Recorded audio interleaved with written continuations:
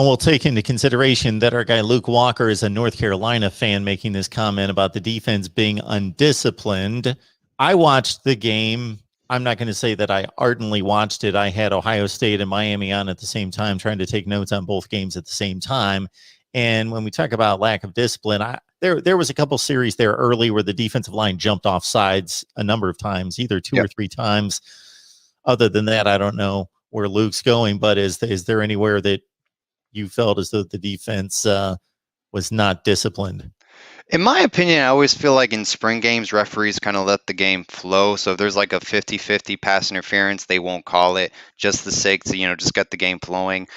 Spring games in general, there's going to be a lot of penalties, a lot of undisciplined plays. Something I've noticed under the Manny Diaz tenure, the University of Miami football program can be very undisciplined. We've seen this in past seasons. I think we gave up close to 70 yards in penalties against North Carolina. Gave up over 130 yards in penalties against Clemson.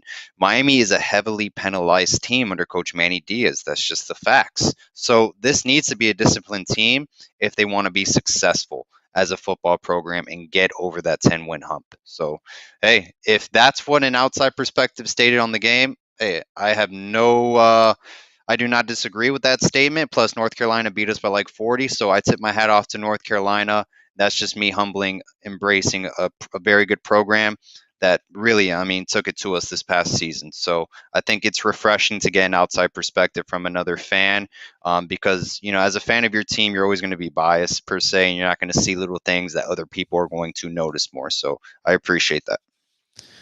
I've caught quite a few spring games to date, and there'll be more that I need to catch up to. Clemson, Florida State, Miami, Ohio State, Alabama, etc. But Ronan brings up a good point. So everybody's missing players, and most of it's just precautionary. Let's sit him down. Let's sit him down. There's no reason to get him out there. He's got a sore ankle or whatever. But Ronan brings up a good point. Based on the lists that I'd seen of each one of the teams I just mentioned and a few more, everybody was sitting out players, but Miami sat out the most players. So they were missing a lot of key guys on both sides of the ball. Yeah, no, it was like over 11 players. We didn't have any tight ends whatsoever. There was an off-the-field incident with Larry Hodges. Elijah Royal didn't. I think he's injured or a minor injury. They don't want to put him in the game. We didn't have Will Mallory. We really didn't have any tight ends whatsoever. We were missing Al Blades to Corey Couch, two of our potential starting corners, or they're going to get a lot of playing time. We were missing over 11 players. Bubba Bolden was not in the game. Nesta Silvera wasn't there. If you want to count the, later enrollees, you can do that. Your Leonard Taylors, James Williams.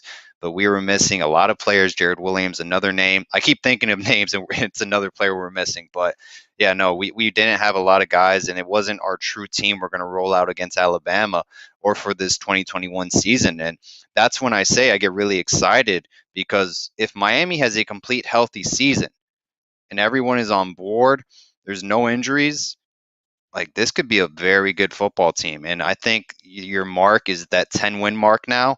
And what's going to change, in my opinion, from a team that's ranked 15 through 25, small differences from crashing the top 10 is being disciplined. Who's going to commit less turnovers, less penalties, who's going to be the more disciplined football team.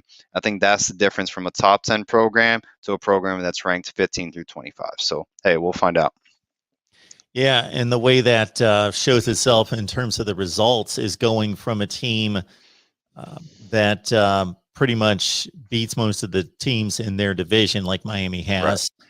And you got to break through against somebody. You got to be a 10-2 team to reach the top 10 in the nation. At the end of the regular season, of course, then you play a bowl game, but you got to be a 10-2 football team. And for this team, most likely that's going to lose to Alabama, it's going to have to take care of business week to week to week against the teams that they should, but not have any letdowns. No Pitt losses, no Georgia Tech losses.